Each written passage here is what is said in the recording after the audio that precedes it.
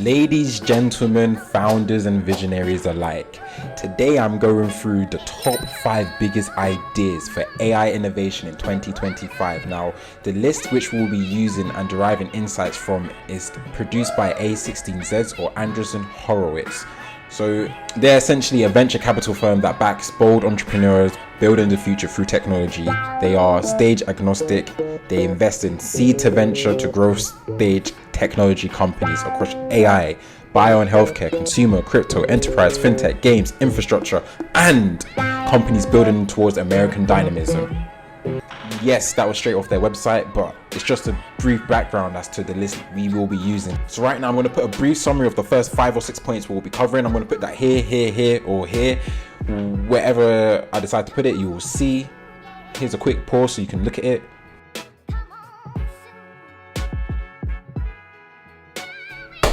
Fantastic, so let's get right into the video. So the 2 fields that we will be covering in this video is American Dynamism and bio and healthcare. We're going to dive deep into this. We're going to look over the problem, the solutions, my take, and how I would implement an AI solution in it. And if you're wondering who I am, my name is Miles. I'm the founder and CEO of EveWorks. We're an AI product studio that builds AI products that aims to lead humanity down a better path. So that's enough about myself and my business. Let's get right into the video. So £1 million plus AI ideas. Okay, let's get right into it. So the very first one which we see is nuclear resurgence within American Dynamism. The whole premise and the core idea of the nuclear resurgence is AI data centers will drive unprecedented demand for nuclear power, reviving decommissioned plants and spurring new reactor construction. So let's get into it. The problem of nuclear resurgence, as I see it myself, as training large language models becomes more prominent and people race to make AGI, AI data centers will be consuming insurmountable amounts of energy, meaning we will need more energy. There's going to be an energy problem. And the proposed idea for a16z is the resurgence of nuclear power, so new nuclear power plants. However, this is my take. It won't be about who can produce energy to facilitate the training of the models, because that's not necessarily a major problem. It's more about who can get it the cheapest and most effectively and efficiently. So in my opinion, the cons of nuclear resurgence are a high barrier of entry. You'll need a lot of resources. You need a good network. You need to know the right people because it's nuclear power. This is some ground shaking and groundbreaking stuff right now. Regulatory complexity. There will be a lot of regulations. You'll need to have a lot of knowledge, and it's just a very high barrier of entry with all of the regulations and stuff out there, as well as the domain knowledge which you'll need. So like nuclear, chemical engineering, all of that, which makes nuclear resurgence not actually the best idea unless you're actually covered in all of these areas. Okay, so I think what you need to do is create an AI-based arbitrage system for the businesses training up these LLMs. So your AI will choose the best energy provider based on energy availability and their preferred price automatically. This means you won't have to worry about going over budget or anything like that when you're one of these people that are trying to build AGI. And your profits, you'll either have a very smart subscription model or you take a small percentage from each transaction. So as usual, be smart. In the AI era, you don't want to be chasing the gold. You want to be sending the shovels to the gold. Think smart, think bigger. Just think. Honestly, just think. Okay. So some extra considerations which which you should take into your perspective is you want to differentiate your value proposition, because a lot of energy providers are already doing this type of thing. So energy arbitrage or something similar. So you want to offer granular insights like predictive cost modeling or renewable energy prioritization. And you can bundle energy procurement with carbon credit optimization. What?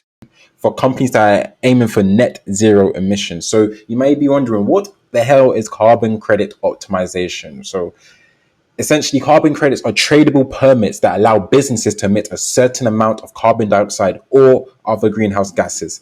Companies that emit that emit less than their allotted limit can sell their excess credits to others, creating a good financial incentive for reducing emissions.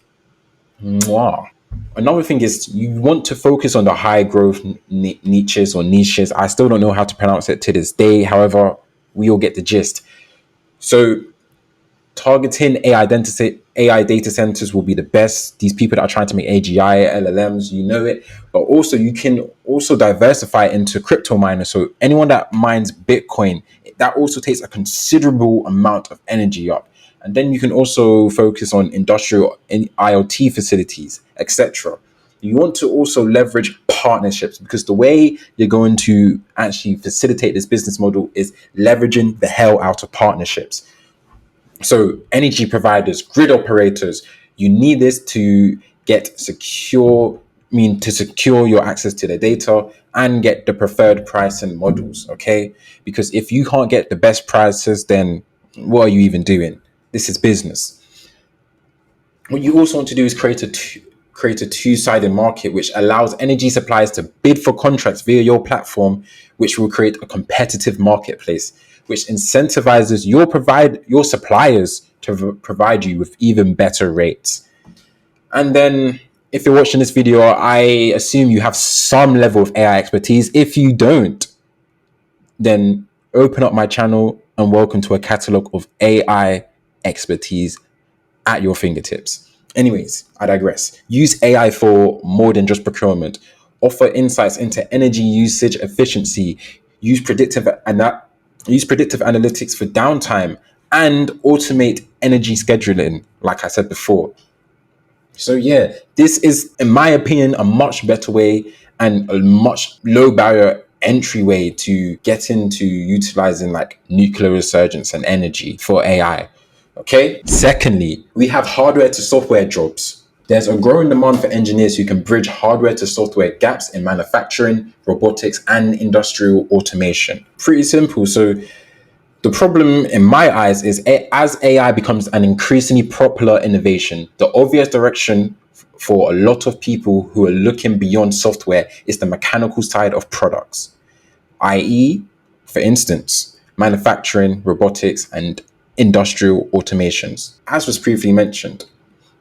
So my take on this is screaming for a SaaS solution, absolutely screaming. If it's knocking on the door. So the timing is also perfect, as the current AI wave is mainly focused on software, okay? But hardware will promptly follow suit. So making a software to bridge that gap, in my opinion, is the very best play here. So you may be wondering, what is the solution you're thinking of, Miles? Well, I'll tell you. What you want to do is create a bridge operating system AI, or call it Bridge OS AI. So it'll be an AI platform that offers hardware to software co-design. Okay. Feature number one, automated code generation for your hardware integration. So all you have to do is input the specs of the hardware you want to build and the outcomes you'll have for the hardware. And then in response, you'll get the code output for the software that will easily integrate into your hardware. Okay. Next is real-time digital twin simulation for pre-deployment testing. My apologies. So this will essentially simulate how the hardware will act. Now, a digital twin is literally just an AI twin version of something that could be realistic. Combine these two and you've got a pretty powerful software.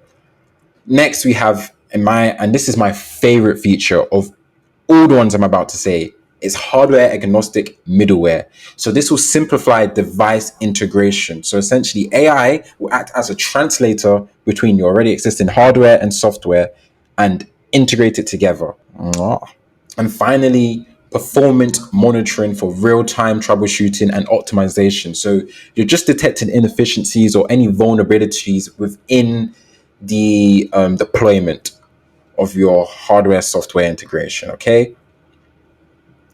So some things which would be strong considerations for yourself is the data dependency. So AI systems require a lot of training data, as we all know, to understand the diverse hardware configuration. So collecting all of this data will be challenging. Okay, so you'll be thinking, where do you even start?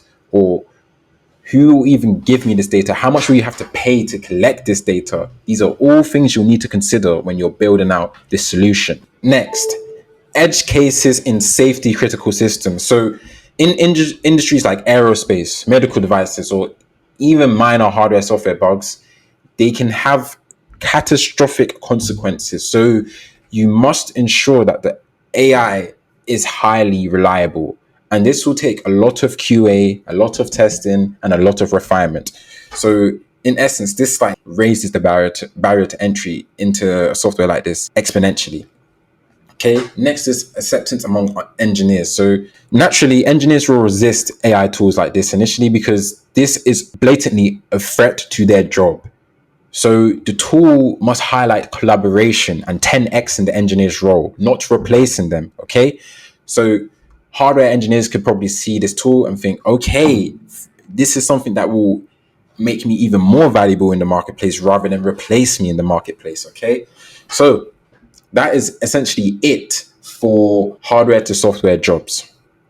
Next, moving on swiftly. Let me just say one thing. We're skipping the space frontier. Even though I'm a massive fan of Starship and its capabilities and where we're going within the space industry, I don't see anywhere that AI can innovate within this use case. So Starship's reusability advances will enable lifting larger payloads to space, from data centers to even biomedical labs. Yes, there is opportunities for AI to innovate in space, but for this particular one, it's a reach. It's a massive reach. So we're skipping that. Maybe in future I will make a video on AI ideas specifically for space. If you'd like to see that, then drop a comment and I will make it. Okay. But next, we're moving on from American Dynamism to bio plus health, biology plus health, biotech, you name it. So first we have common disease focus. Now this one is exciting because I like this next upcoming idea a lot. So common disease focus. What we have written from a16z is biotech startups will return to targeting major diseases inspired by GLP-1's success. So, in my eyes, the problem is biotechs can target major diseases. However, just like we've seen with COVID, Pfizer, whenever these diseases come, they aren't thoroughly tested. Meaning, we could have a vaccination and it's not fully tested. We don't know the side effects. We don't know how it's going to affect the human body, which is problematic and which is what exactly happened in 2020. And lots of people stood for it, which we shouldn't have. But you allowed the government to provide you with an untested vaccine, and it has had major implications on multiple people. Now, I don't want to get this video deleted, so I'm not going to go very deep into this, okay? But do your own homework, do your research, okay? If you actually want to find out about the implications of COVID and Pfizer. I digress. Like I was saying, so these biotech startups can test new drugs, hormones, vaccines, all they want, but we need to ensure that it's safe and it's actually usable on humankind. Otherwise, we're going to do even more damage than an actual virus could actually do to us.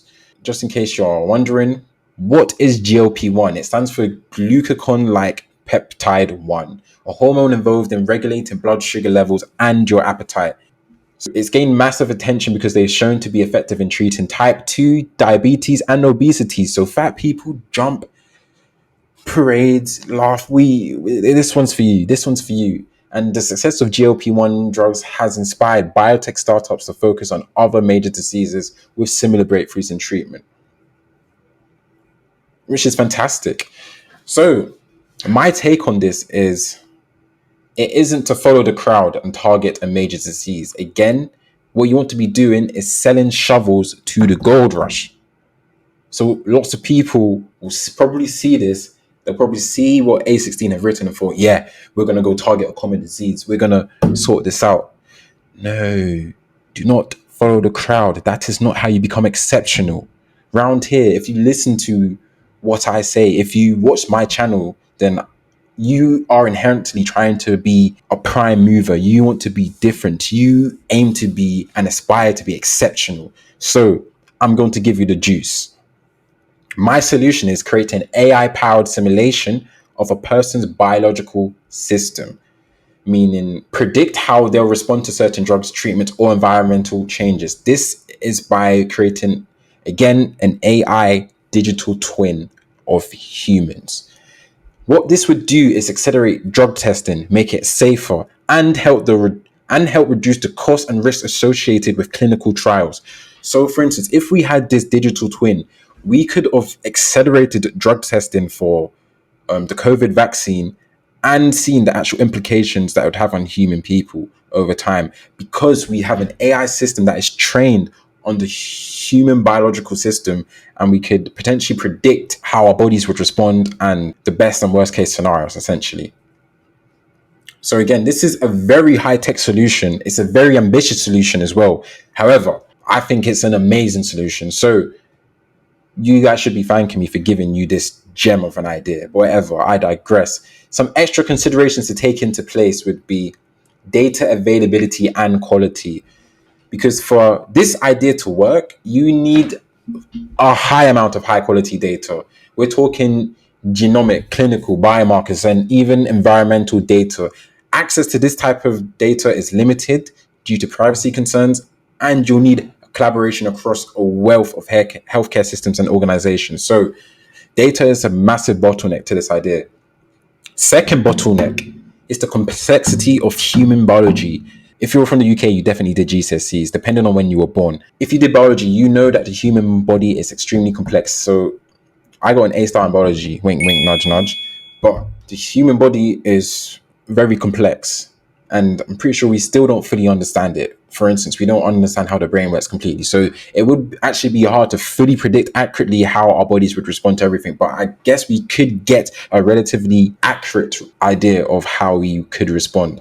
Yeah, the AI can make predictions, but there's still a long way to go before we can create models that are completely reliable across different populations, diseases, and individual variations. Because again, different people react differently to different drugs. So how would you account for that within this application? Big question. Regulatory approval. So if AI systems are used to replace or complement clinical trials, regulatory bodies like the FDA would need to approve them. They'll be all over this, okay? And the legal and regulatory landscape is still catching up with AI, but proving that AI simulations are safe as effective as human trials would be a huge hurdle which you would need to overcome. There's also a risk that AI might not capture all of the variables, as we previously said, because the human body is inherently extremely complex, which could lead to large biases due to the skewed training data. So again, back to what we said at the beginning, the training data will be crucial. So this will lead to misinterpretations of how the drugs will work in underrepresented populations, and even unsafe recommendations. And this is the type of stuff you need to mitigate as much as possible within a solution like this. Second to last one, health tech democratization. It's a bit of a tongue twister, but we got there in the end. So AI and wearables will give patients direct access to health insights. Brilliant. That is brilliant. So what I believe the problem to be is healthcare is notoriously shit if you live in the UK, or notoriously expensive if you live in America. So getting the right health insights accurately and cost effectively is very difficult. And it is a basic human requirement or a basic human necessity to have access to the right healthcare. Generally, everyone should have access to healthcare. So what is my take? You can probably think you know where this is going, or you probably think I can see where I'm going to go with this. Like, that's what you think, but you're in for a surprise. My idea is a big plot twist. So what's going to be difficult here is data collection. Trust me, I know, because I've worked within the medical AI space with an AI startup, Radiologic. And the biggest bottleneck is getting that data when it comes to anything to do with the medical field. So you know how I operate, you know the premise. Sell the shovels, don't chase the gold. What we're going to do is sell the shovels here. We're going to sell the data to the people that are chasing the gold, the people that want to make these AI wearables. So this is my solution. Create a universal medical database or memory bank, software as a service. This will store information continuously from all healthcare providers and update it onto its memory.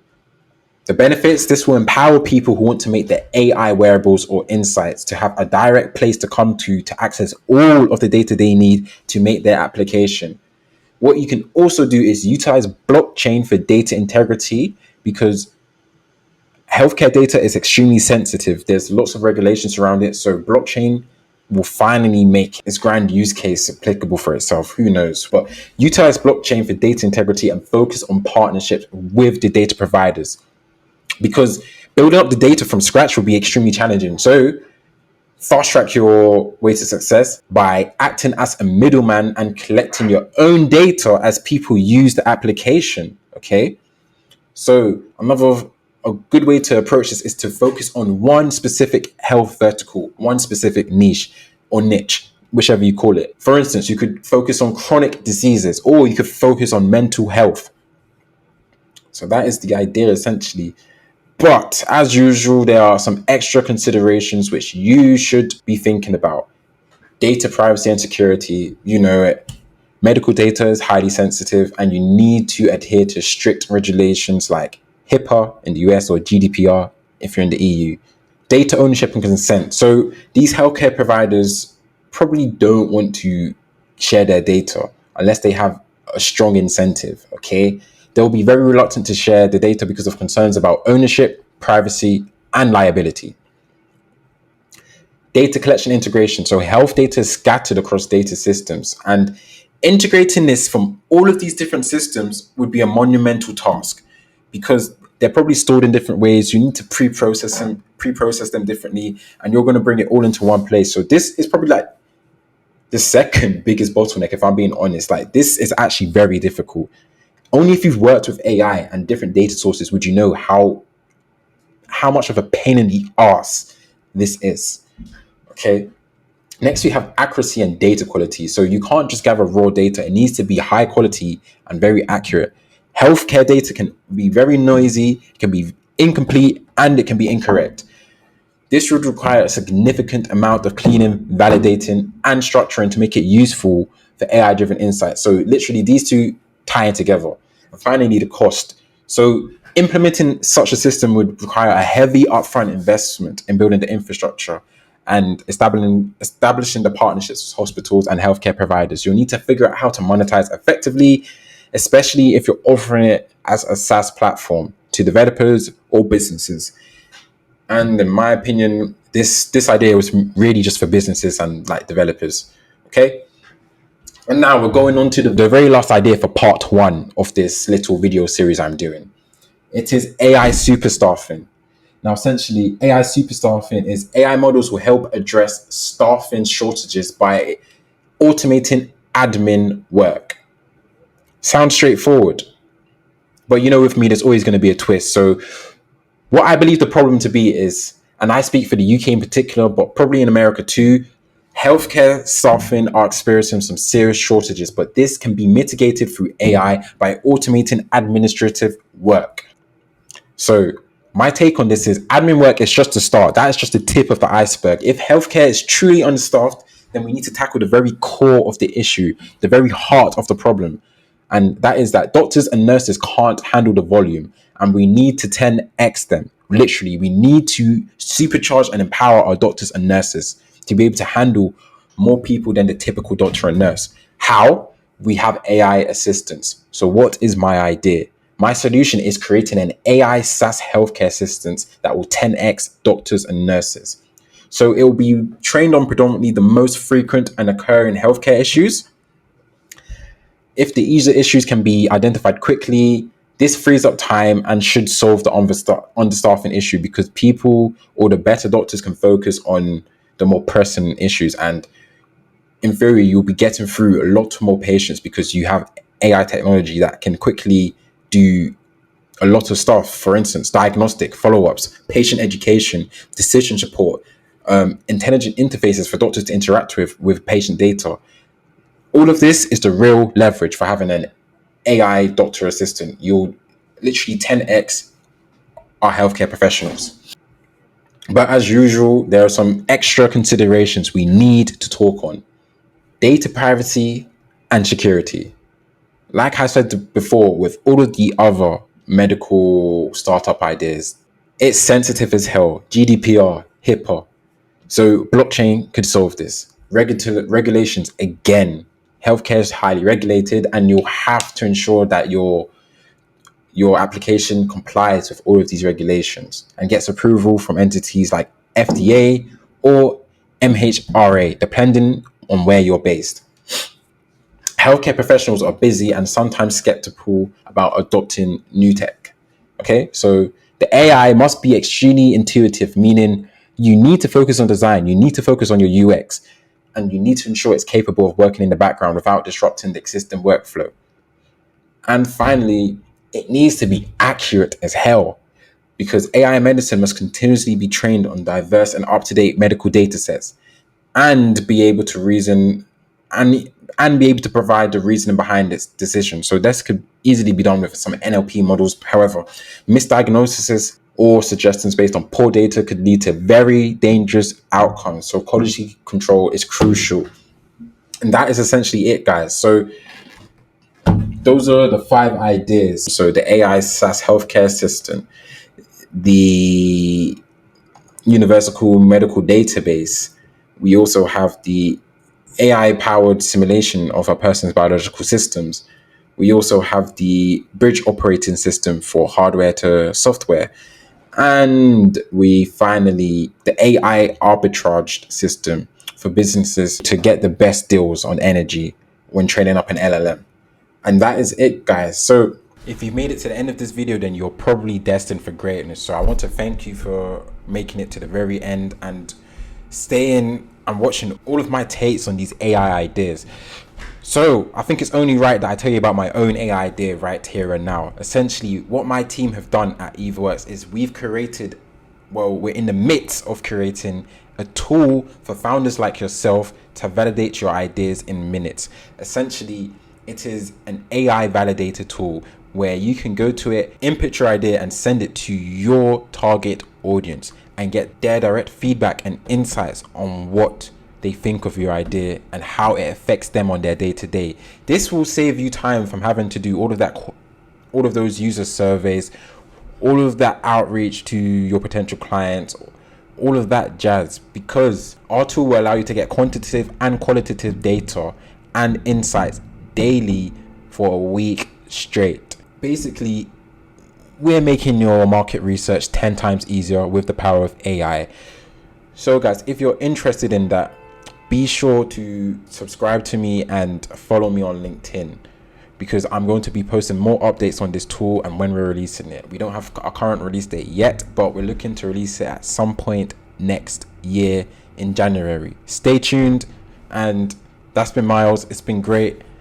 I'm out.